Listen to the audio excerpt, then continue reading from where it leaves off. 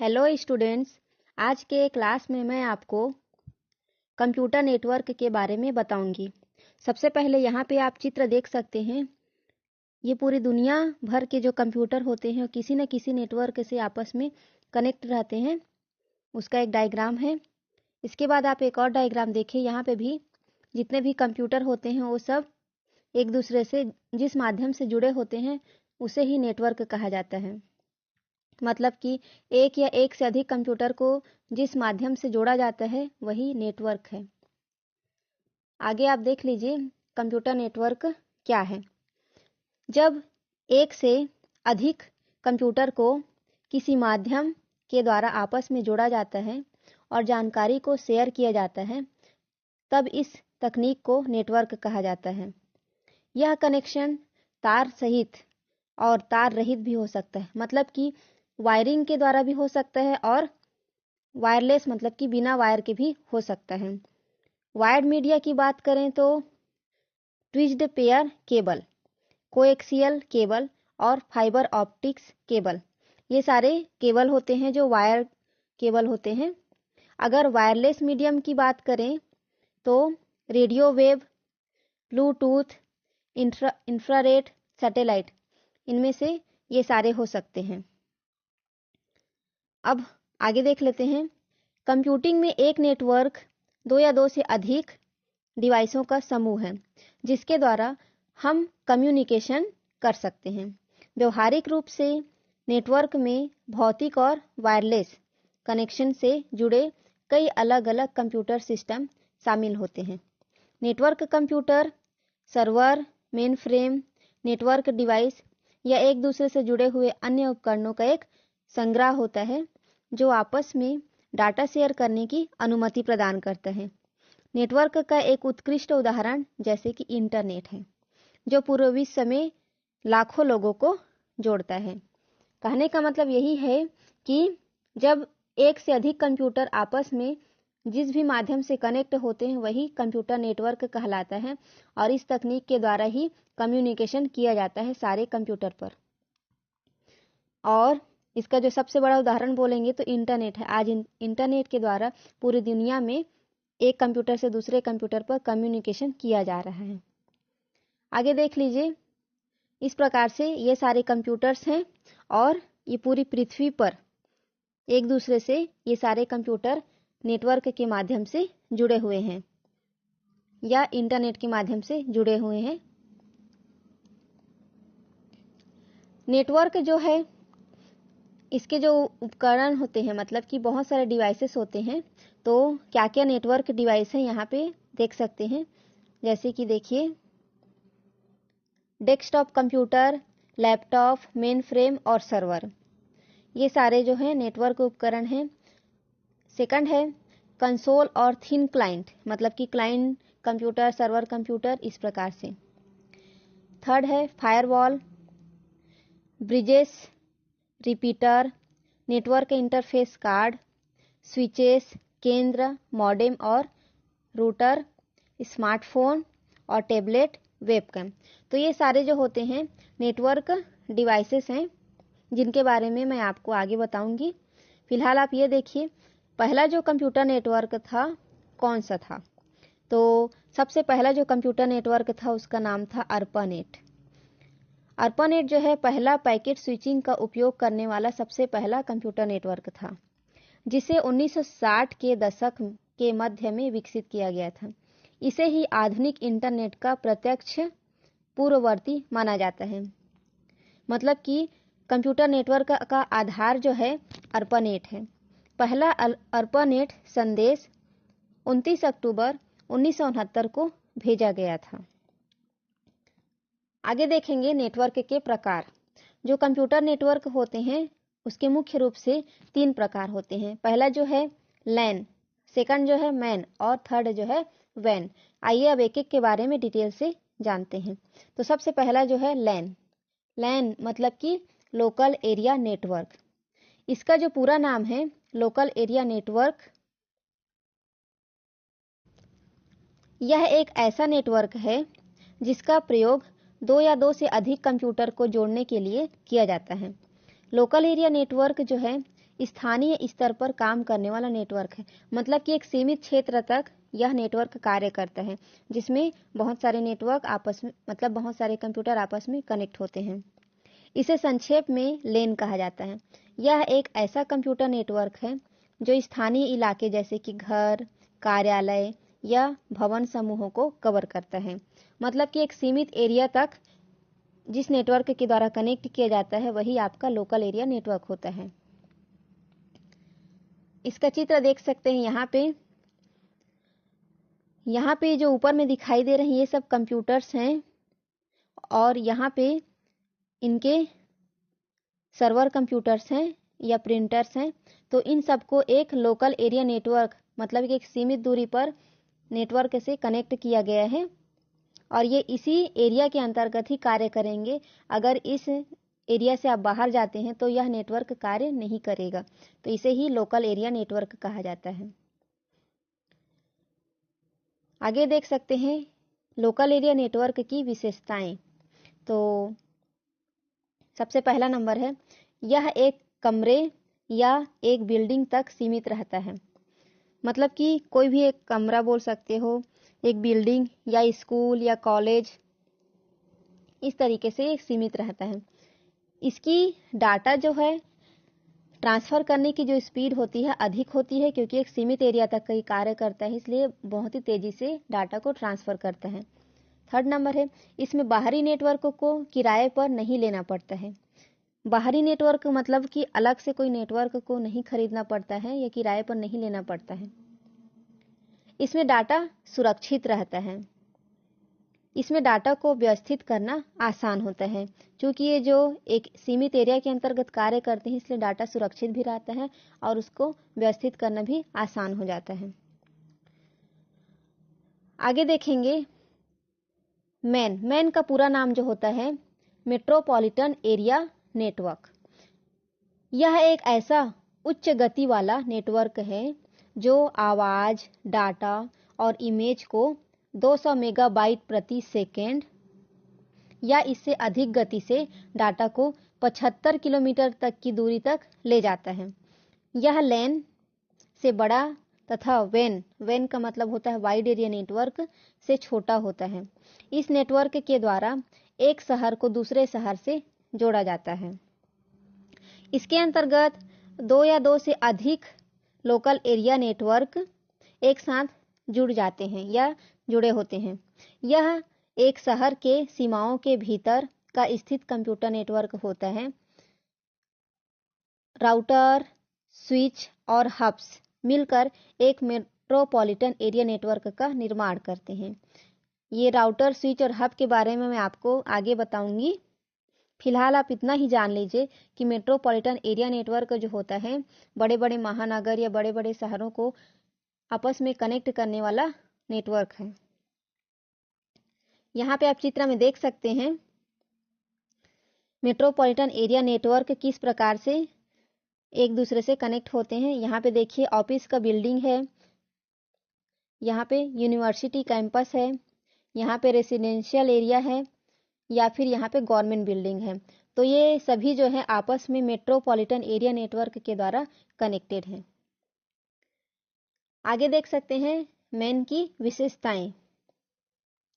तो इसका जो रख रखाव होता है कठिन होता है, क्योंकि ये थोड़े से ज़्यादा दूरी पर होते हैं, इसलिए इनको रख रखाव कठिन हो जाता है। इनकी जो गति होती है उच्च होती है। यह 75 किलोमीटर की दूरी तक फैला रहता है। इस प्रकार से ये होता है मैन। अब हम जान लेते हैं वैन के बारे में। वैन का पूरा नाम जो होता है वाइड एरिया नेटवर्क। यह क्षेत्रफल की दृष्टि से बड़ा नेटवर्क होता है। यह नेटवर्क न केवल एक बिल्डिंग, न केवल एक शहर तक सीमित रहता है, बल्कि यह पूरे विश्व को जोड़ने का कार्य करता है। जी हाँ, जो वैन होता है वो सिर्फ एक देश से सीमित नहीं है या एक बिल्डिंग, एक शहर से सीमित नहीं है। ये पूरे विश्व भर के कंप्यूटर को आपस में जोड़ देता है, अर्थात यह सबसे बड़ा नेटवर्क होता है। इसमें डाटा को सुरक्षित भेजा और प्राप्त किया जाता है। यहाँ पे आप देख सकते हैं वैन। यहाँ पे वैन में देखेंगे रिलीजनल ऑफिस हो गया या ट्रस्टनेट मैनेजर हो गया, कॉर्प हेडक्वार्टर्स हो गए ये सारे, या डाटा सेंटर, या फिर ओवरसीज वैन हो गया, या फिर डाटा सेंटर, या फिर इस प्रकार से बहुत सारे एरियाज बोल सकते हो। इन सबको आपस में जो कनेक्ट किया है ये है आपका वैन। आगे इसके बारे में और जान लेते हैं। इस नेटवर्क में कंप्यूटर आपस में लीज्ड लाइन या स्विच्ड सर्किट के द्वारा जुड़े होते हैं। यहाँ पे लीज्ड लाइन या स्विच सर्किट का मतलब होता है वायर के थ्रू। इस नेटवर्क की भौगोलिक परिधि जो है, मतलब कि उसका जो क्षेत्रफल होता है बहुत बड़ा होता है, जैसे कि पूरा शहर, देश या महादेश में फैला नेटवर्क का जाल। मतलब कि देश विदेश में जो नेटवर्क फैला हुआ है वो आपका वैन है। इंटरनेट इसका जो सबसे अच्छा उदाहरण है। इंटरनेट के बारे में तो आप लोग जानते होंगे, जो कि पूरी दुनिया में काम कर रहा है। तो ये एक वैन है, मतलब कि वाइड एरिया नेटवर्क है। बैंकों का एटीएम सुविधा वाइड एरिया नेटवर्क का ही उदाहरण है। आप बैंक जाते होंगे, उसमें एटीएम की जो सुविधा होती है ये वाइड एरिया नेटवर्क ही है। अब इसकी विशेषताएं देख लीजिए। तो जो सबसे पहला विशेषता है, यह तार रहित नेटवर्क है, मतलब कि बिना वायर का वायरलेस नेटवर्क है। इसमें डाटा को संकेतों या उपग्रह सैटेलाइट के द्वारा भेजा जाता है। यहाँ पे उपग्रह मतलब कि सैटेलाइट्स होते हैं, उनके द्वारा भेजा और प्राप्त भी किया जाता है। यह सबसे बड़ा नेटवर्क होता है। इसके द्वारा हम पूरी दुनिया में डाटा ट्रांसफर कर भी सकते हैं और प्राप्त भी कर सकते हैं। यहाँ पे आप देख सकते हैं वैन का चित्र है। यहाँ पे पूरी दुनिया भर के कंप्यूटर जो है वैन से ही कनेक्टेड है। अब हम आगे जान लेते हैं टोपोलॉजी क्या होते हैं। नेटवर्क टोपोलॉजी, तो टोपोलॉजी जो होता है नेटवर्क की आकृति या लेआउट को कहा जाता है। कहने का मतलब है कि जो कंप्यूटर्स होते हैं किस आकार में एक दूसरे से कनेक्टेड रहते हैं, किस डिजाइन में एक दूसरे से जुड़े हुए रहते हैं, वही टोपोलॉजी कहलाता है।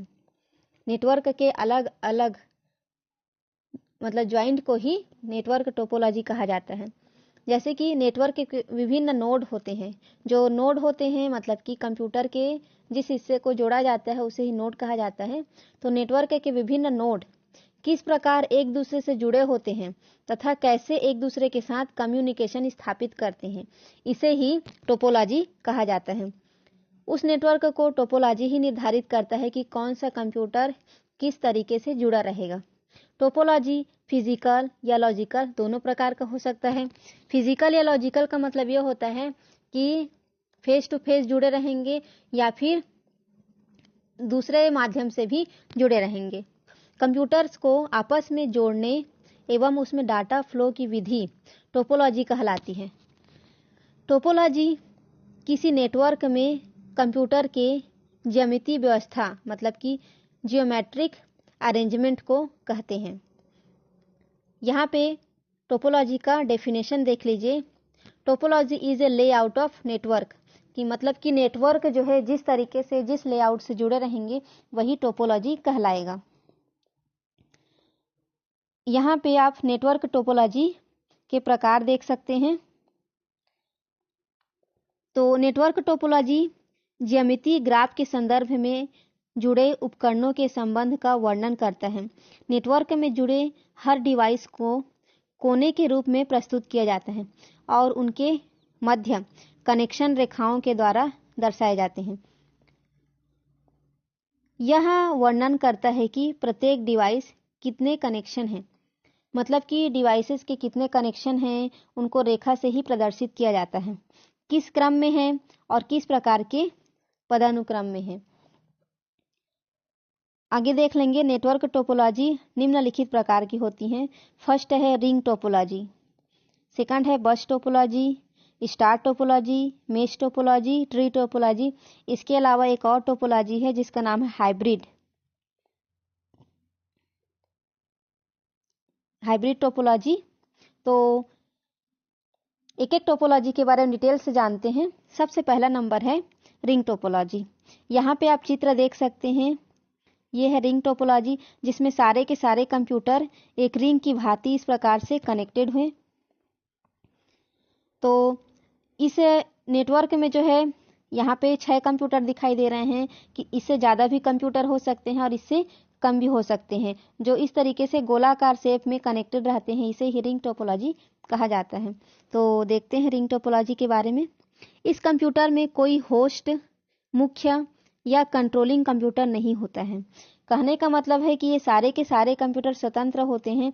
इसमें कोई मुख्य कंप्यूटर नहीं है, सारे के सारे कंप्यूटर एक समान हैं। इसमें सभी कंप्यूटर एक गोलाकार आकृति में लगे होते हैं। प्रत्येक कंप्यूटर अपने अधीनस्थ सबऑर्डिनेट कंप्यूटर से जुड़े रहते हैं, मतलब कि अपने करीब करीब के कंप्यूटर से जुड़े रहते हैं, किंतु इसमें कोई भी कंप्यूटर स्वामी नहीं होता है। मतलब कि कोई भी एक कंप्यूटर इनका लीडर नहीं होता है, स्वामी नहीं होता है। इसे सर्कुलर भी कहा जाता है। इस रिंग टोपोलॉजी को सर्कुलर टोपोलॉजी भी कहा जाता है। तो रिंग के माध्यम से जुड़े होते हैं, इसलिए इसका नाम ही रिंग टोपोलॉजी है या रिंग नेटवर्क है। रिंग नेटवर्क में जो साधारण गति से डाटा का आदान प्रदान होता है तथा एक कंप्यूटर से किसी दूसरे कंप्यूटर को डाटा प्राप्त करने पर उसके मध्य के अन्य कंप्यूटरों को यह निर्धारित करना होता है कि उक्त डाटा के लिए है या नहीं। यदि डाटा उसके लिए नहीं है तो वह उस डाटा को अन्य कंप्यूटर में आगे पास कर दिया जाता है। कहने का मतलब ये है कि मान लीजिए ये जो कंप्यूटर है, इस कंप्यूटर को इस कंप्यूटर से कोई मतलब कुछ डाटा भेजना है, ठीक है। तो ये कंप्यूटर जो है, मान लीजिए डाटा इधर से डायरेक्ट ना भेज करके इधर से डायरेक्ट भेज रहा है, तो सबसे पहले जो है ये जो कंप्यूटर है डाटा इस कंप्यूटर में भेजेगा। जो डाटा है इस कंप्यूटर के लिए नहीं है तो ये कंप्यूटर क्या करेगा, उसको आगे फॉरवर्ड करेगा। फिर ये कंप्यूटर फिर उसको आगे फॉरवर्ड करेगा, फिर ये कंप्यूटर फिर उसको आगे फॉरवर्ड करेगा, तब जाके जो है डाटा इस कंप्यूटर को प्राप्त होगा। इसी प्रकार से वैसे तो ये जो कंप्यूटर है डाटा दोनों तरीके से फ्लो कर सकता था। ये सिंगल फ्लो भी होता है, डबल फ्लो भी होता है। अगर सिंगल फ्लो है तो एक ही दिशा से डाटा फ्लो होगा, और अगर डबल फ्लो है तो दोनों दिशा से, इस तरफ से भी और इस तरफ से भी डाटा भेजा जा सकता है। इसी तरीके से हर एक कंप्यूटर के लिए यही बात लागू होती है। तो आगे देखिए रिंग टोपोलॉजी के एडवांटेजेस। सबसे पहला नंबर देख सकते हैं, यह नेटवर्क अधिक कुशलता से कार्य करता है क्योंकि इसमें कोई होस्ट या कंट्रोलिंग कंप्यूटर नहीं होता है। कहने का मतलब ये है कि कोई भी एक कंप्यूटर उसका मेन कंप्यूटर नहीं है, सबके सब कंप्यूटर बराबर हैं, इसलिए कार्य कुशलता से कार्य करता है। यह स्टार से अधिक विश्वसनीय होता है।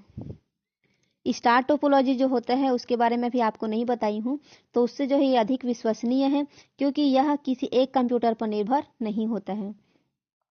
इस नेटवर्क की यदि एक लाइन या कंप्यूटर कार्य करना बंद कर दे तो दूसरी दिशा की लाइन के द्वारा काम किया जा सकता है। आइए मैं आपको चित्र से समझाती हूँ। यहाँ पे देखिए, जैसे कि मान लीजिए ये जो कंप्यूटर है उसे इस कंप्यूटर को कोई डाटा भेजनी है, तो अगर वो इस लाइन से जा रहा है और इस लाइन में कोई खराबी आ जाती है, मान लीजिए कि ये वाला कंप्यूटर कार्य नहीं कर रहा है, उस कंडीशन में डाटा का फ्लो यहाँ पे रुक जाएगा, ठीक है। तो ये जो कंप्यूटर है दूसरी दिशा से डाटा को ट्रांसफर करेगा, मतलब कि इस कंप्यूटर को पहले भेजेगा फिर जाके इस कंप्यूटर में आएगा। तो इसी को बोला जा रहा है यहाँ पे कि यदि इस कंप्यूटर की नेटवर्क की एक लाइन या कंप्यूटर का कार्य करना बंद कर देता है तो दूसरी दिशा से लाइन के द्वारा काम किया जा सकता है, मतलब कि दूसरी दिशा से डाटा को ट्रांसफर किया जा सकता है। अब इसके डिसएडवांटेज देखेंगे। इसकी गति नेटवर्क में लगे कंप्यूटरों पर निर्भर करती है, मतलब कि जितने अधिक कंप्यूटर होंगे उतना ही ये स्लो होगा, जितने कम कंप्यूटर होंगे उतना ही फास्ट होगा।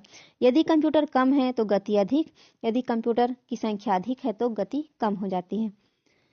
यह स्टार नेटवर्क की तुलना में कम प्रचलित है क्योंकि इस नेटवर्क पर कार्य करने के लिए अत्यंत जटिल सॉफ्टवेयर की आवश्यकता होती है। तो रिंग टोपोलॉजी समाप्त होता है। अब हम देखते हैं बस टोपोलॉजी। यहाँ पे बस टोपोलॉजी का चित्र देख सकते हैं। बस में जैसे अरेंजमेंट रहता है उसी प्रकार से यहाँ पे भी अरेंजमेंट है। जैसे यहाँ पे एक कंप्यूटर, यहाँ पे कंप्यूटर, यहाँ पे इस तरीके से ये कंप्यूटर आपस में एक बो क्या बोलते हैं, बैकबोन वायर के थ्रू कनेक्टेड रहते हैं। तो ये एक टर्मिनल है, ये एक टर्मिनल है, ये दूसरा टर्मिनल है। इन दोनों टर्मिनल्स के बीच में ये बीच वाला जो लाइन होता है ये बैकबोन वायर होता है, और इसी पर जो है ये सारे कंप्यूटर कनेक्ट हैं। यहाँ पे इधर भी कंप्यूटर कनेक्ट हो सकते हैं इस तरीके से। तो यही बस टोपोलॉजी कहलाता है। तो बस टोपोलॉजी के बारे में जानते हैं। बस टोपोलॉजी में एक ही तार मतलब कि केबल का प्रयोग होता है, और सभी कंप्यूटर को एक ही तार से एक ही क्रम में जोड़ा जाता है। देख सकते हैं यहाँ पे सभी एक ही क्रम में जुड़े हुए हैं। तार के प्रारंभ तथा अंत में एक विशेष प्रकार का डिवाइस लगा होता है जिसे टर्मिनल बोलते हैं, और इसका जो कार्य है सिग्नल्स को कंट्रोल करना होता है। तो इस तरीके से कनेक्ट रहते हैं एक लाइन में, उसे ही बस टोपोलॉजी कहता है। तो आगे देखेंगे बस टोपोलॉजी के लाभ, एडवांटेजेस। तो बस टोपोलॉजी को स्थापित करना आसान होता है क्योंकि सारे एक लाइन में होने चाहिए, इस वजह से बस टोपोलॉजी आसानी से स्थापित हो जाता है। इसमें स्टार व ट्री टोपोलॉजी की तुलना में कम केबल उपयोगी होता है। कहने का मतलब है इसमें जो यूज होते हैं केबल, कम केबल में ही काम हो जाता है, जैसे कि स्टार या ट्री टोपोलॉजी में ज़्यादा केबल की आवश्यकता होती है। अब इसका डिसएडवांटेज देख लीजिए। किसी एक कंप्यूटर की खराबी से डाटा संचार रुक जाता है। इसको आप चित्र के माध्यम से देखिए। यहाँ पे जैसे कि मान लीजिए ये कंप्यूटर खराब हो जाता है और ये जो कंप्यूटर है ये डाटा ट्रांसफ़र कर रहा है, डाटा भेज रहा है। तो अगर ये कंप्यूटर खराब हो गया है तो डाटा आगे ट्रांसफ़र नहीं कर पाएगा, मतलब कि यहीं पे डाटा जो है, डाटा का जो संचार है रुक जाएगा। सेकंड डिसएडवांटेज में देखेंगे, बाद में किसी कंप्यूटर को जोड़ना अपेक्षाकृत कठिन है। मतलब कि अगर वो कंप्यूटर खराब है तो बाद में किसी और कंप्यूटर को जोड़ना भी बहुत ही मुश्किल होता है। आगे देख सकते हैं रिंग टोपोलॉजी और बस टोपोलॉजी के बाद अगला नंबर जो है स्टार टोपोलॉजी। तो स्टार टोपोलॉजी में आप देख सकते हैं स्टार की भांति ये जो कंप्यूटर आपस में कनेक्ट है, ये देखिए इस तरीके से, ठीक है। और यहाँ पे बीच में जो लगा हुआ है इसे हब कहा जाता है। हब का मतलब होता है मेन कंप्यूटर भी बोल सकते हो इसको। हब एक डिवाइस है, इस डिवाइस के माध्यम से ये सारे कंप्यूटर आपस में कनेक्टेड हैं। ये प्रिंटर भी कनेक्ट है और ये सब कंप्यूटर्स कनेक्ट हैं। तो इनकी संरचना एक स्टार की भांति है, इसलिए इसका नाम स्टार टोपोलॉजी है। तो स्टार टोपोलॉजी में क्या होता है देखते हैं। इस नेटवर्क में एक होस्ट कंप्यूटर होता है। ये जो हब है यही होस्ट कंप्यूटर है, जिसे सीधे विभिन्न लोकल कंप्यूटरों से जोड़ दिया जाता है। लोकल कंप्यूटर आपस में एक दूसरे से नहीं जुड़े होते हैं। ये देख सकते हैं आप, यहाँ पे ये जो कंप्यूटर्स हैं एक दूसरे से कनेक्ट नहीं है बल्कि इस हब के द्वारा कनेक्ट हैं। इनको आपस में हब के द्वारा ही या होस्ट कंप्यूटर के द्वारा ही जोड़ा जाता है। होस्ट कंप्यूटर द्वारा ही पूरे नेटवर्क को कंट्रोल किया जाता है। मतलब कि मान लीजिए इस कंप्यूटर मतलब को कोई डाटा देना है, तो ये जो कंप्यूटर है, इस कंप्यूटर को डाटा कैसे देगा। ये ए नाम का कंप्यूटर है और ये बी नाम का कंप्यूटर है। तो ये ए नाम का कंप्यूटर बी नाम के कंप्यूटर को डाटा ट्रांसफ़र करेगा, तो किस प्रकार से करेगा, क्योंकि डायरेक्ट कनेक्ट नहीं है एक दूसरे से, इसलिए क्या करेगा, सबसे पहले जो भी डाटा है उसको इस हब के पास भेजेगा, मतलब कि होस्ट कंप्यूटर के पास भेजेगा, और ये होस्ट कंप्यूटर उसको रिसीव करेगा और उसको ट्रांसफ़र कर देगा इस कंप्यूटर के पास। लेकिन यहाँ पे ये जो हब है सिर्फ इसी के पास ट्रांसफ़र नहीं करता है, ये बाकी के जो कंप्यूटर्स हैं या प्रिंटर्स हैं वहाँ पे भी ट्रांसफ़र करेगा। मतलब कि इस सिस्टम को भी भेजेगा और इस सिस्टम को भी भेजेगा और प्रिंटर के पास भी आएगा। अब जो है जिस कंप्यूटर को उस डाटा की आवश्यकता है, जैसे कि यहाँ पे बी नाम का कंप्यूटर है, इसको डाटा की आवश्यकता है तो ये उसको रिसीव कर लेगा, और ये जो बाकी के कंप्यूटर हैं उसको रिजेक्ट कर देंगे, मतलब कि रिसीव नहीं करेंगे। तो इस तरीके से स्टार टोपोलॉजी कार्य करता है। अब इसका एडवांटेजेस देख सकते हैं। इस नेटवर्क टोपोलॉजी में एक कंप्यूटर से होस्ट कंप्यूटर को जोड़ने में लाइन बिछाने की लागत कम आती है। मतलब कि इसमें ज़्यादा वायर की आवश्यकता नहीं पड़ती है, सेकंड नंबर है इसमें लोकल कंप्यूटर की संख्या बढ़ाए जाने पर एक कंप्यूटर से दूसरे कंप्यूटर पर सूचनाओं के आदान प्रदान की गति प्रभावित नहीं होती है। मतलब आप यहाँ पे कंप्यूटर की संख्या अगर बढ़ा भी देंगे तो भी डाटा का जो आदान प्रदान मतलब कि ट्रांसफर और रिसीव करने का जो स्पीड होगा वो कम नहीं होगा, उतना ही रहेगा। आगे देखेंगे, यदि कोई लोकल कंप्यूटर खराब होता है तो शेष नेटवर्क इससे प्रभावित नहीं होते हैं। इसको भी जान लीजिए। मान लीजिए कि ये वाला कंप्यूटर खराब हो गया तो ये जो बाकी के सिस्टम्स हैं इनमें कोई खराबी नहीं आएगी क्योंकि यहाँ पे हब खराब नहीं हुआ है। तो ये जो कंप्यूटर है ये बाकी के कंप्यूटरों को डाटा ट्रांसफर कर सकते हैं इस हब के द्वारा। प्रॉब्लम तो तब आती है जब ये हब खराब हो जाता है। अगर हब ही खराब हो जाएगा तो सारे के सारे कंप्यूटर में डाटा का ट्रांसफर नहीं हो पाएगा क्योंकि सब इसी पे डिपेंड रहते हैं। तो यहाँ डिसएडवांटेज में इसी बात को लिखा गया है कि यह पूरा तंत्र होस्ट कंप्यूटर पर ही निर्भर होता है। यदि होस्ट कंप्यूटर खराब हो जाए मतलब कि हब खराब हो जाए तो पूरा का पूरा नेटवर्क फेल हो जाता है। रिंग टोपोलॉजी, बस टोपोलॉजी, स्टार टोपोलॉजी के बाद अगला जो टोपोलॉजी है उसका नाम है मेश टोपोलॉजी। तो मेश टोपोलॉजी सबसे पहले यहाँ पे चित्र देखेंगे। मेश टोपोलॉजी किस प्रकार से होता है, यहाँ पे देख सकते हैं हर एक कंप्यूटर बाकी के हर एक कंप्यूटर से जुड़ा हुआ है, वो भी स्वतंत्र रूप से। मतलब कि एक कंप्यूटर बाकी के सभी कंप्यूटर से कनेक्ट है। जैसे कि ये जो कंप्यूटर है ये बाकी के 5 कंप्यूटर मतलब इससे इससे इससे इससे और इससे, इन पांचों कंप्यूटर से ये कंप्यूटर कनेक्ट है। यहाँ पे वायर को भी देख सकते हैं ये इस प्रकार से, ठीक है। तो इसी प्रकार से बाकी सब कंप्यूटर भी इन पांचों कंप्यूटर से आपस में कनेक्ट है। मतलब कि ये पूरे 6 के 6 कंप्यूटर एक दूसरे से पूरी तरह से कनेक्टेड हैं। मतलब कि कोई भी एक कंप्यूटर किसी भी दूसरे कंप्यूटर को सीधा सीधा डाटा ट्रांसफर कर सकता है। मतलब किसी और कंप्यूटर से होकर के गुजरना उसे नहीं पड़ेगा। तो मेश टोपोलॉजी के बारे में जानते हैं। मेश टोपोलॉजी को मेश नेटवर्क या मेश भी कहा जाता है। मेश नेटवर्क मतलब मेश टोपोलॉजी एक नेटवर्क टोपोलॉजी है जिसमें संयंत्र मतलब कि डिवाइसेस जो होते हैं नेटवर्क नोड के मध्य कई अतिरिक्त अंततः संबंध से जुड़े होते हैं। कहने का मतलब है कि एक कंप्यूटर नोड जो है बाकी के सभी से जुड़े हुए रहते हैं, इंटरकनेक्शन रहते हैं। अर्थात मेश टोपोलॉजी में प्रत्येक नोड नेटवर्क के अन्य सभी नोड से जुड़े होते हैं। इसी को ही इंटरकनेक्शन कहा जाता है। मतलब कि एक कंप्यूटर का नोड बाकी के सभी कंप्यूटर के नोड से पूरी तरह से स्वतंत्र रूप से जुड़ा हुआ है। मेश टोपोलॉजी के बारे में थोड़ा और जान लेते हैं। मेश टोपोलॉजी में सारे कंप्यूटर कहीं न कहीं एक दूसरे से जुड़े रहते हैं और एक दूसरे से जुड़े होने के कारण ये अपनी सूचनाओं का आदान प्रदान आसानी से कर सकते हैं। इसमें कोई होस्ट कंप्यूटर नहीं होता है। इसके लाभ और हानि देख लीजिए।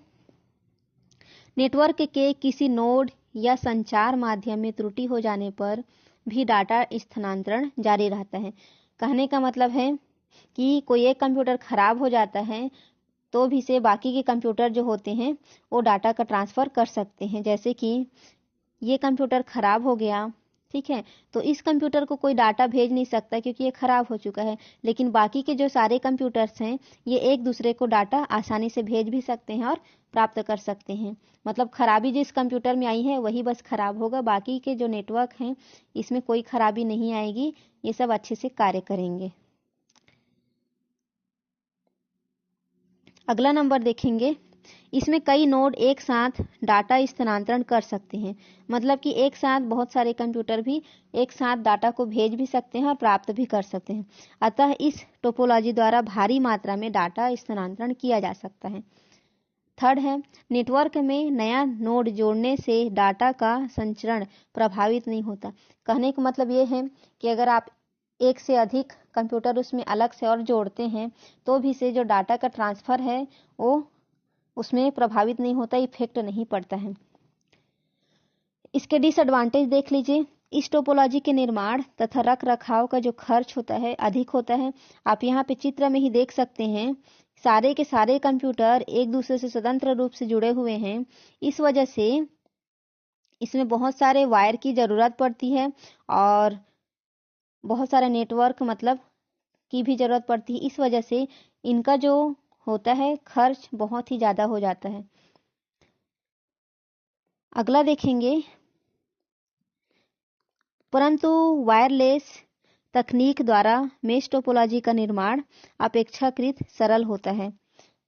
वायरलेस तकनीक मतलब कि जिसमें वायर नहीं होता है, वैसे तकनीक के द्वारा अगर आप मेश टोपोलॉजी को जोड़ते हैं तो ये सरल होता है। उसके बाद है अगला नंबर ट्री टोपोलॉजी। यहाँ पे एक चित्र है, देख सकते हैं।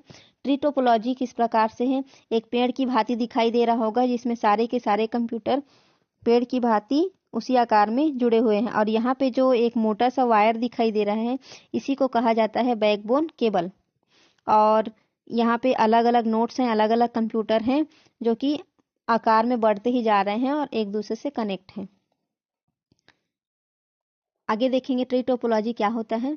ट्री टोपोलॉजी में स्टार तथा बस दोनों टोपोलॉजी के लक्षण दिखाई देते हैं। जैसे यहाँ पे देख सकते हैं, स्टार टोपोलॉजी और बस टोपोलॉजी। ये जो है ये स्टार टोपोलॉजी कहलाएगा और यहाँ पे ये जो कंप्यूटर्स हैं ये बस टोपोलॉजी या ये भी बस टोपोलॉजी के अंतर्गत आ जाएगा। तो ये जो नोड है, यहाँ पे भी नोड है, यहाँ पे भी नोड है, ये तीनों के तीनों नोड बस टोपोलॉजी कहलाएंगे। जैसे यहाँ पे ये वाला नोड था। इसमें स्टार टोपोलॉजी की तरह एक होस्ट कंप्यूटर होता है, यहाँ पे भी एक होस्ट कंप्यूटर होता है और बस टोपोलॉजी की तरह सारे कंप्यूटर एक ही केबल से जुड़े रहते हैं। यह नेटवर्क एक पेड़ के समान दिखाई देता है, इसलिए इसका नाम ट्री टोपोलॉजी है। ट्री टोपोलॉजी के लाभ और हानि देख लीजिए। फर्स्ट, प्रत्येक खंड मतलब कि सेगमेंट्स के लिए पॉइंट तार बिछाया जाता है, मतलब कि हर एक खंड के लिए अलग से वायरिंग की जाती है। सेकंड है, कई हार्डवेयर तथा सॉफ्टवेयर विक्रेताओं के द्वारा सपोर्ट किया जाता है।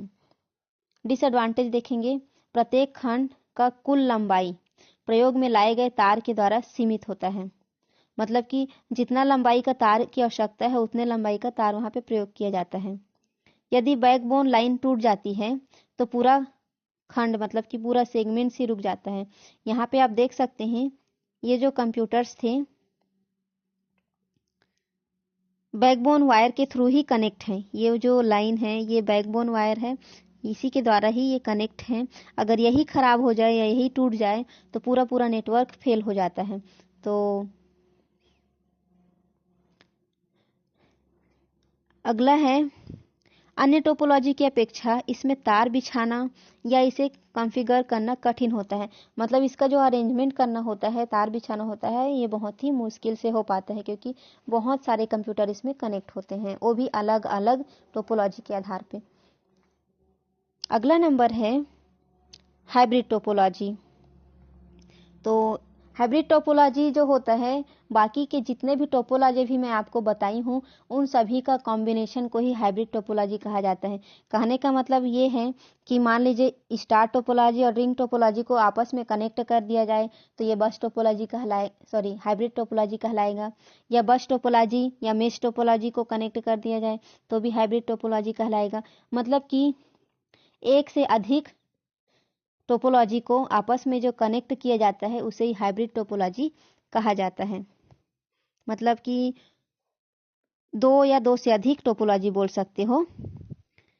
हाइब्रिड टोपोलॉजी में दो या दो से अधिक बुनियादी टोपोलॉजी का इंटरकनेक्शन होता है, जिसमें से हर एक का एक दूसरे का संबंध होता है और परिणाम स्वरूप यह नेटवर्क एक मानक टोपोलॉजी प्रदर्शित नहीं करता है। इंटरनेट सबसे बड़ा हाइब्रिड टोपोलॉजी का सबसे अच्छा उदाहरण है। यहाँ पे आप चित्र में भी देख सकते हैं, ये जो टोपोलॉजी है ये स्टार टोपोलॉजी है और जिस केबल से जुड़े हुए हैं बैकबोन केबल है और इससे जो जुड़े हुए हैं तो यहाँ पे ये जो लाइन है ये बस टोपोलॉजी कहलाएगी। ठीक है, तो यहाँ पे बस टोपोलॉजी और स्टार टोपोलॉजी के माध्यम से हाइब्रिड टोपोलॉजी बनाया गया है। यहाँ पे हाइब्रिड टोपोलॉजी का एक और चित्र देख सकते हैं। ये आपका स्टार टोपोलॉजी, ये आपका मेश टोपोलॉजी, ये है यहाँ से बस टोपोलॉजी। तो ये सारे जो है कनेक्ट हैं एक दूसरे से, तो यही हाइब्रिड टोपोलॉजी कहलाएंगे। मतलब कि हाइब्रिड नेटवर्क में अलग अलग टोपोलॉजी जैसे कि बस, रिंग या स्टार आदि एक साथ कनेक्ट होते हैं। ये बहुत ही बड़ा स्ट्रक्चर भी होता है। आगे हम देख लेते हैं नेटवर्किंग के लाभ। कंप्यूटर नेटवर्क के कुछ लाभ भी हैं। तो सबसे पहला नंबर देखेंगे फाइल शेयरिंग। कंप्यूटर नेटवर्किंग उपयोगकर्ताओं को डेटा फाइलों को शेयर करने में मदद करता है। जितने भी प्रकार के डेटा फाइल्स होते हैं उनको शेयर करने की अनुमति देता है। सेकंड है हार्डवेयर शेयरिंग। उपयोगकर्ता printer, scanner, CD ROM drive, hard drive जैसे उपकरण को शेयर कर सकते हैं। आगे देख सकते हैं एप्लीकेशन शेयरिंग। एप्लीकेशन को नेटवर्क पर शेयर किया जा सकता है और यह क्लाइंट सर्वर अनुप्रयोग के कार्यान्वयन की अनुमति भी देता है। अगला है यूजर कम्युनिकेशन। यह उपयोगकर्ताओं को नेटवर्क के भीतर email, news group, video conferencing का उपयोग करने के लिए भी संवाद करने की अनुमति देता है। तो इस तरीके से नेटवर्क के लाभ हैं। अब हम जान लेते हैं components of a network. Network के अवयव। तो कोई कंप्यूटर नेटवर्क विभिन्न अवयवों से मिलकर बनता है। मतलब कि विभिन्न प्रकार के कंपोनेंट से मिलकर बनता है। इसमें से कुछ निम्नलिखित हैं। फर्स्ट है server, node, network cable, network operating system, network card, network protocol.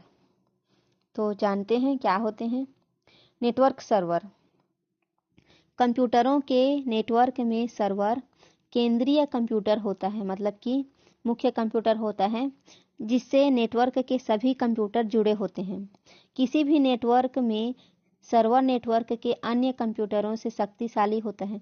मतलब कोई भी नेटवर्क में जो सर्वर नेटवर्क होता है वो अन्य सभी कंप्यूटर से शक्तिशाली होता है और नेटवर्क के कंप्यूटरों का अधिकांश डाटा सर्वर में ही रखा जाता है।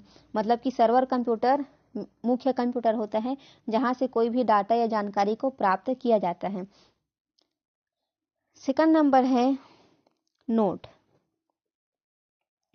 किसी कंप्यूटर नेटवर्क में सर्वर के अतिरिक्त अन्य जितने भी कंप्यूटर्स होते हैं उन्हें नोड कहा जाता है। ये नोड के अलावा इन्हें क्लाइंट कंप्यूटर भी मान सकते हो। इन नोडों पर उपयोगकर्ता कार्य करते हैं। आगे देखिए नेटवर्क केबल। नेटवर्क केबल जिन तारों के द्वारा नेटवर्क के कंप्यूटर आपस में जुड़े रहते हैं उन्हें नेटवर्क केबल कहते हैं। मतलब कि जो वायर होते हैं उन्हें ही नेटवर्क केबल कहा जाता है। आगे network operating system. Network operating system server में लोड किए जाने वाला एक सॉफ्टवेयर होता है जिसकी मदद से नेटवर्क के कंप्यूटरों के मध्य संबंध स्थापित किया जाता है। मतलब कि जो ऑपरेटिंग सिस्टम होते हैं वही नेटवर्क ऑपरेटिंग सिस्टम कहलाते हैं। Network card. नेटवर्क कार्ड जो है कंप्यूटर नेटवर्क के प्रत्येक कंप्यूटर में लगाया जाता है। यह नेटवर्क केबल को कंप्यूटर से जोड़ता है। जो वायर होते हैं उनको कंप्यूटर से जोड़ने का काम नेटवर्क कार्ड करता है। अगला है network protocol. Network protocol network द्वारा अनुसरण किए जाने वाले नियमों का एक समूह होता है। नेटवर्क प्रोटोकॉल औपचारिक मानक और नीतियां हैं जो नियमों, प्रक्रियाओं और प्रारूपों से बनी होती है। नेटवर्क प्रोटोकॉल का पालन करते हुए ही किसी कंप्यूटर नेटवर्क के कंप्यूटरों के मध्य संचार स्थापित किया जाता है। मतलब कि कंप्यूटर के जो नेटवर्क होते हैं उनके कुछ नियम धर्म होते हैं, उनका पालन करते हैं और उसी के द्वारा कंप्यूटर को जोड़ा जाता है। यही नेटवर्क प्रोटोकॉल कहलाता है। Networking device. आगे जानते हैं नेटवर्किंग डिवाइस क्या होते हैं। तो नेटवर्किंग डिवाइस के जो प्रकार होते हैं, पहला है hub, switch, bridge, network gateway, repeater, router, यहाँ पे राउटर डबल हो गया है, NIC मतलब कि network interface card, backbone network modem. तो इनके बारे में अब डिटेल से जानते हैं। ये सब नेटवर्किंग के डिवाइस हैं, नेटवर्क डिवाइस। तो सबसे पहला नंबर जो है हब। यह लोकल एरिया नेटवर्क का एक बहुत ही महत्वपूर्ण घटक है। मतलब कि लोकल एरिया नेटवर्क में हब का ही ज़्यादातर इस्तेमाल किया जाता है। इसे कनेक्टर भी कहते हैं। यह एक ऐसा डिवाइस है जो लैन में एक केंद्र बिंदु मतलब कि सेंट्रल पॉइंट का कार्य करता है। लैन के सभी नोड केबल, नोड मतलब कि कंप्यूटर केबल द्वारा हब से ही जुड़े होते हैं। दो नोड्स के बीच कम्युनिकेशन में डाटा सिग्नल हब के माध्यम से ही भेजा जाता है। हब को निम्नलिखित प्रकार से बांटा गया है, जैसे कि डम हब। यह हब केवल एक नोड से सिग्नल प्राप्त करके उसे उसी अवस्था में दूसरे नोड पर भेजता है। मतलब कि सिग्नल जैसा आया है उसे वैसा ही भेज देता है। ये आपका डम हब कहलाएगा। उसके बाद है स्मार्ट हब। यह हब सिग्नलों को ट्रांसमिट करने के अलावा नेटवर्क प्रबंधन की क्षमता भी रखता है। मतलब कि कोई भी सिग्नल को ट्रांसमिट भी करता है, उसके अलावा नेटवर्क को कंट्रोल भी कर सकता है। अगला नंबर है इंटेलिजेंट हब। यह हब सभी प्रकार का नेटवर्क प्रबंधन कर सकता है। मतलब कि किस डाटा को कहाँ भेजना है, किससे कहाँ क्या प्राप्त करना है, वो सारी चीज़ें इंटेलिजेंट हब करता है। यह हब एक से अधिक टोपोलॉजी की सुविधा प्रदान करता है। यह एक से अधिक लाइन को भी जोड़ सकता है। कुछ हब रिपीटर व ब्रिज का कार्य भी कर सकते हैं। मैं यहाँ पे एक चित्र दिखा रही हूँ आपको। यहाँ पे देख सकते हैं ये बीच में जो है ये हब है, और ये जो हब है सर्वर से, क्लाइंट कंप्यूटर से, यहाँ पे भी क्लाइंट कंप्यूटर, ये भी क्लाइंट कंप्यूटर, और यहाँ पे प्रिंटर। तो इन सभी से ये हब जो है जुड़ा हुआ है। अब मान लीजिए कि ये जो सर्वर कंप्यूटर है, यहाँ से कोई जानकारी बाकी के कंप्यूटरों को भेजी जानी है, ठीक है। तो ये जो जानकारी है सबसे पहले हब उसे रिसीव करेगा और उस डाटा को इन सभी क्लाइंट कंप्यूटर के पास भेज देगा। अब होगा क्या, जिस कंप्यूटर के लिए वो डाटा भेजा गया है, जैसे कि इस कंप्यूटर के लिए डाटा भेजा गया है, तो ये कंप्यूटर उसको रिसीव करेगा, लेकिन बाकी के लिए वो डाटा यूजलेस है, मतलब उनके काम का नहीं है। तो ये जो है उसको रिजेक्ट कर देंगे। मतलब कि जिसको प्राप्त करना है वो प्राप्त करेगा और जिसको प्राप्त नहीं करना है उसको कैंसिल कर देगा। तो हब के माध्यम से, हब ऐसा पोर्ट होता है जैसे कोई भी डाटा कहीं से आता है तो उसको बाकी के सारे पोर्ट में ट्रांसफ़र कर देता है। जैसे कि सर्वर कंप्यूटर से डाटा आया तो बाकी के सभी क्लाइंट कंप्यूटर में उस डाटा को भेज दिया। अब जिसका डाटा है वो तो उसे रिसीव करेगा, लेकिन जिसका डाटा नहीं है उसके पास भी उसको भेज दिया गया है तो उसको कैंसिल करेगा और रिसीव नहीं करेगा, इस प्रकार से। अगला देखेंगे स्विच। स्विच क्या है? स्विच जो होता है ब्रिज का उन्नत रूप है। इसकी जो क्षमता है ब्रिज से ज़्यादा होती है। स्विच एक मल्टी पोर्ट ब्रिज के रूप में कार्य करता है जो विभिन्न उपकरणों व लैन में सेगमेंट्स को जोड़ता है। उसके लिए एक बफर होता है। जब वह कोई पैकेट प्राप्त करता है तब वह प्राप्त करने वाले लिंक के बफर में उसे स्टोर कर लेता है और एड्रेस को आउटगोइंग लिंक के लिए चेक करता है। वह कभी कभी CRC को भी चेक करता है। यदि आउटगोइंग लिंक फ्री होती है तब स्विच उस लिंक को वह फ्रेम भेज देता है। स्विच का निर्माण दो अलग अलग तकनीकों पर किया जाता है, store and forward switch, cut through switch. आइए अब हम देखते हैं स्विच क्या होता है। तो यहाँ पे चित्र में देख सकते हैं ये है स्विच और ये है सोर्स कंप्यूटर। सोर्स कंप्यूटर का मतलब है जहाँ से डाटा को भेजा जा रहा है।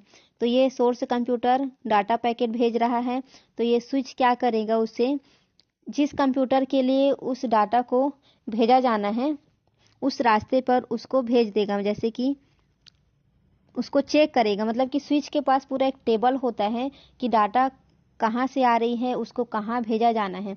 तो जिस रास्ते पर उसे भेजा जाना है वो उसी रास्ते पर ही डाटा को भेजेगा, मतलब कि उसका एड्रेस चेक करेगा कि इस डाटा को किस एड्रेस पर जाना है और उसी एड्रेस पर उसको भेजेगा। जैसे कि यहाँ पे डेस्टिनेशन सी है तो सोर्स ए, मतलब कि ए कंप्यूटर से जो भी डाटा आया उसको इस तीसरे लाइन, मतलब कि इस तीसरे रूट पर भेजेगा और जहाँ पे सी नाम का कंप्यूटर, मतलब कि डेस्टिनेशन कंप्यूटर, उसको प्राप्त करेगा और बाकी के रास्ते पर उसे नहीं भेजेगा।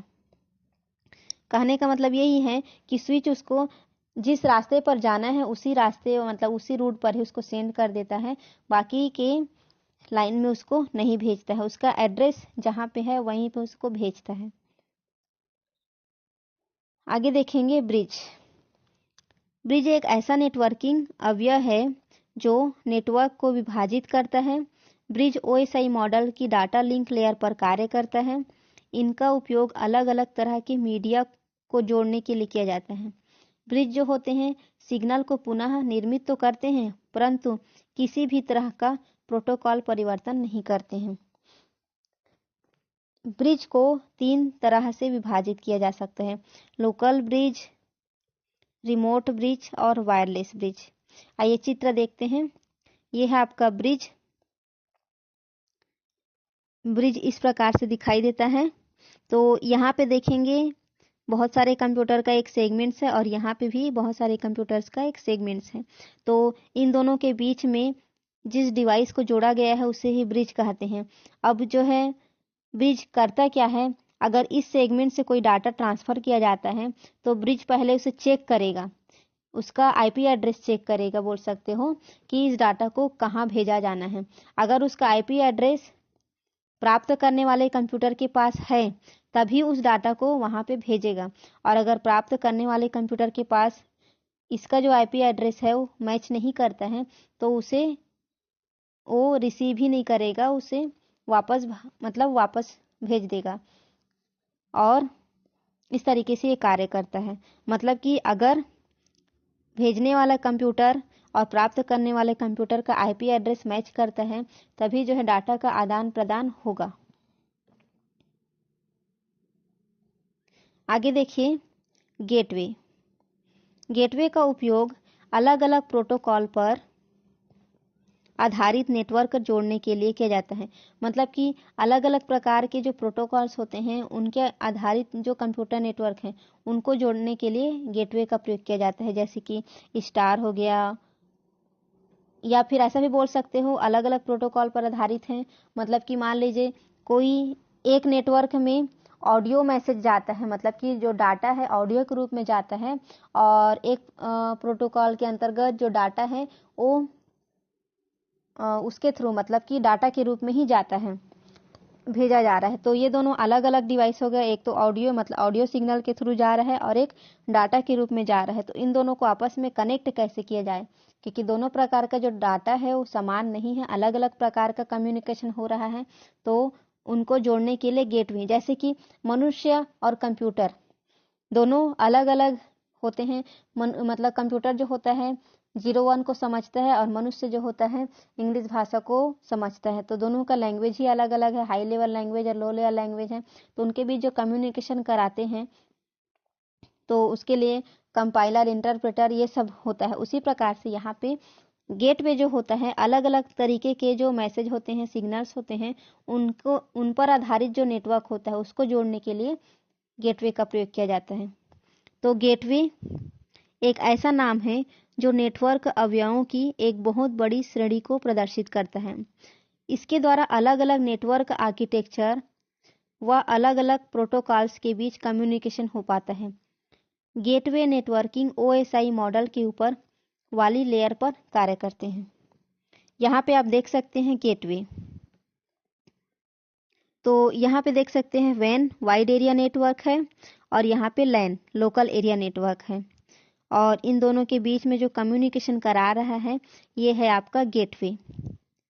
अगर ये ऑडियो सिग्नल है और ये डाटा सिग्नल है तो दोनों के बीच में कम्युनिकेशन अगर हो पाएगा तो गेटवे के माध्यम से ही हो पाएगा, या दोनों के दोनों डाटा सिग्नल है तब भी कम्युनिकेशन गेटवे के थ्रू होगा, या दोनों के दोनों ऑडियो सिग्नल है तो भी गेटवे के थ्रू कनेक्शन होगा। इस तरीके से ये अलग अलग नेटवर्क को जोड़ने का कार्य करता है, मतलब कि एक बड़ा नेटवर्क को जोड़ने का कार्य गेटवे करता है। आगे हम देख लेते हैं रिपीटर। तो रिपीटर क्या है? नेटवर्क में डाटा संकेतों को लंबी दूरी तय करनी पड़ती है, जिससे डाटा संकेतों में हास संभव है। कहने का मतलब है कि जो नेटवर्क होते हैं उसमें जो सिग्नल्स होते हैं बहुत ही दूरी तक जाते हैं, और उनका एक समय सीमा रहता है कि उतनी दूरी के बाद वो सिग्नल गायब हो जाता है।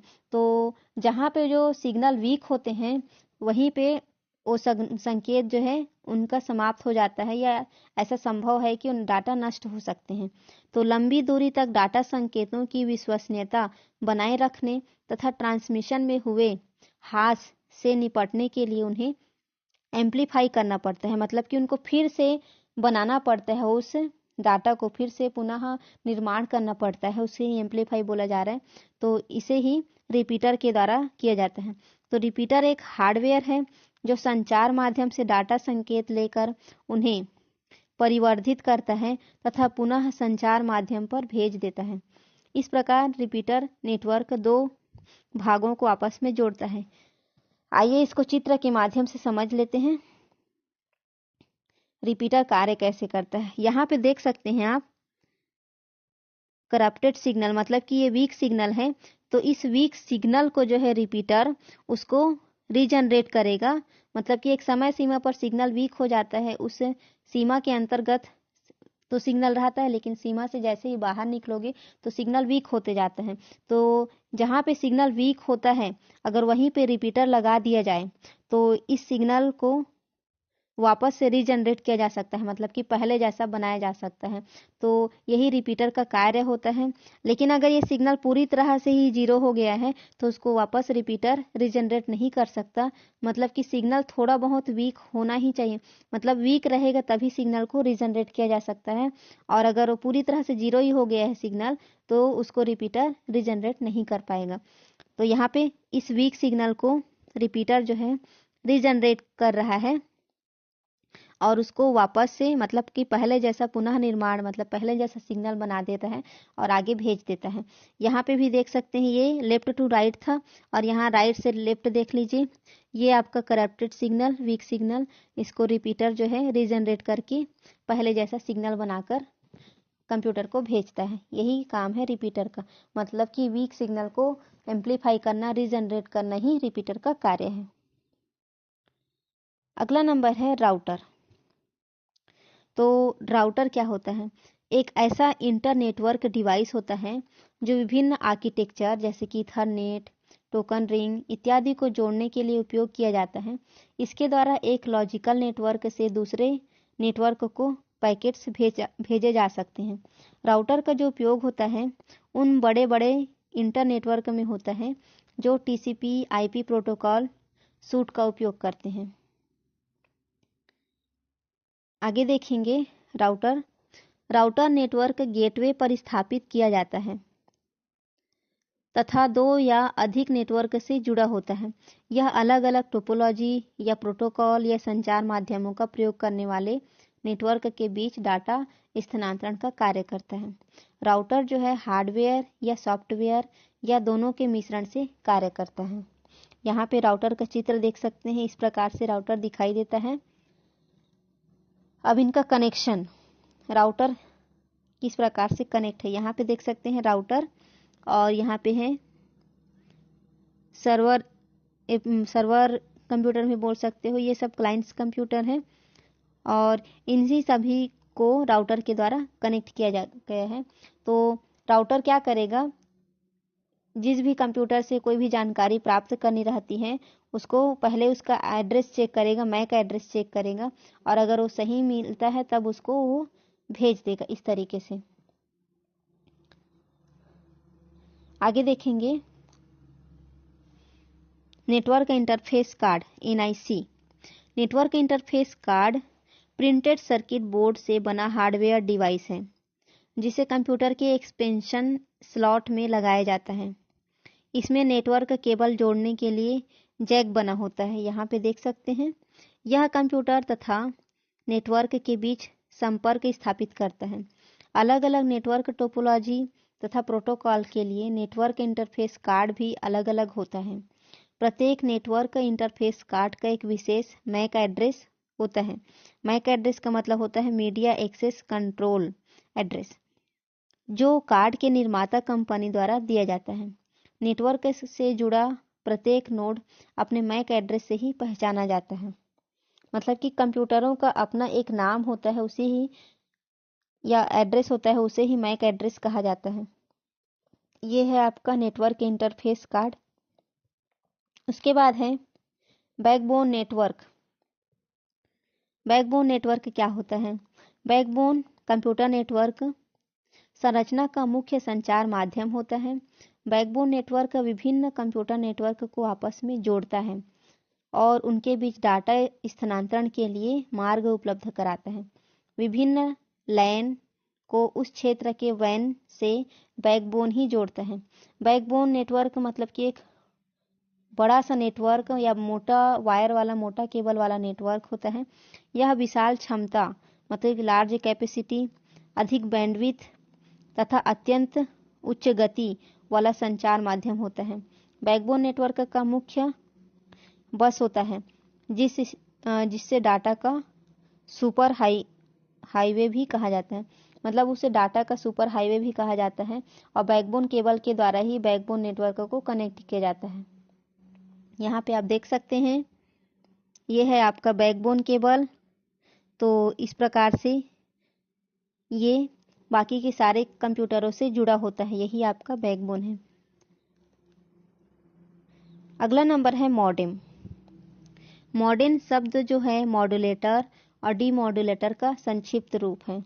डिजिटल सिग्नल को एनालॉग सिग्नल से परिवर्तित करने की जो प्रक्रिया होती है उसे मॉड्यूलेशन कहा जाता है और एनालॉग सिग्नल को डिजिटल सिग्नल में बदलने की जो प्रक्रिया है उसे डीमॉड्यूलेशन कहते हैं। तो digital micro computer analogue telephone लाइनों के माध्यम से संचार कर पाते हैं। इस संचार के अंतर्गत ध्वनि तथा डाटा दोनों शामिल होते हैं। आइए चित्र के द्वारा मॉडेम को समझते हैं। सबसे पहले यहाँ पे देखेंगे, यहाँ पे कंप्यूटर्स हैं, ये कंप्यूटर है और ये कंप्यूटर है और उन दोनों के बीच में यहाँ पे मॉडेम को लगाया गया है। ठीक है, तो ये जो कंप्यूटर है ये डिजिटल कंप्यूटर है। तो डिजिटल कंप्यूटर जो है डाटा या सिग्नल जो भेजेगा डिजिटल फॉर्म में ही भेजेगा। ये देखिए डिजिटल फॉर्म में ये कंप्यूटर सिग्नल भेज रहा है। और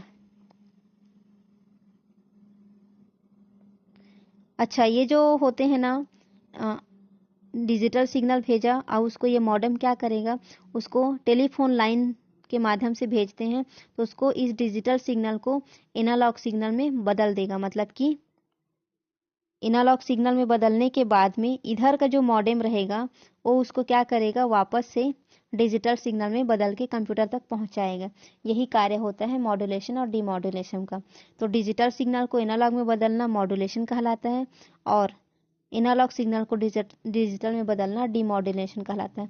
ये जो टेलीफोन में आप लोग बातचीत करते हैं वो इसी प्रक्रिया के द्वारा मतलब कि मॉडेम के द्वारा ही संभव हो पाता है।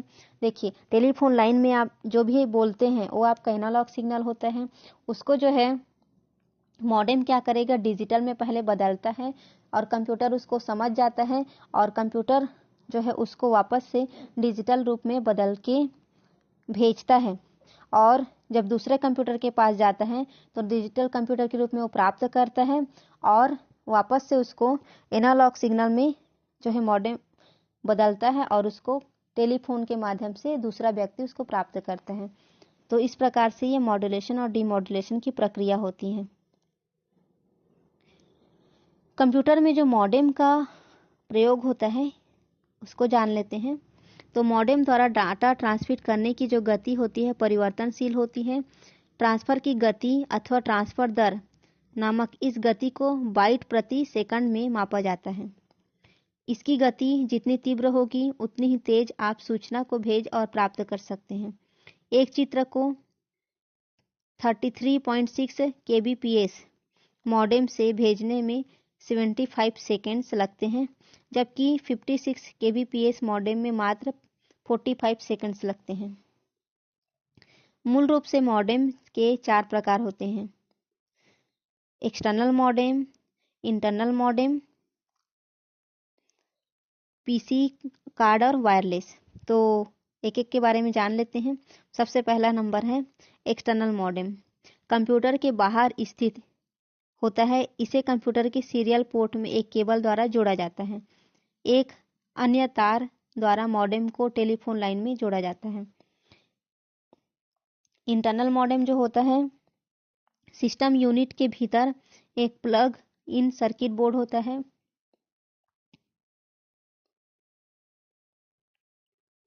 इस मॉडेम को टेलीफोन केबल द्वारा टेलीफोन लाइन से जोड़ा जाता है। आगे है पीसी केयर मॉडल।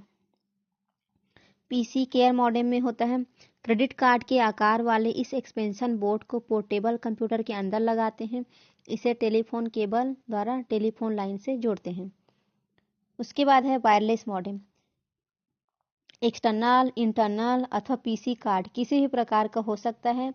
अन्य मॉडेम के विपरीत इसमें किसी प्रकार के तार का प्रयोग नहीं होता है, बल्कि यह वायु के माध्यम से संकेतों को भेजता और प्राप्त करता है।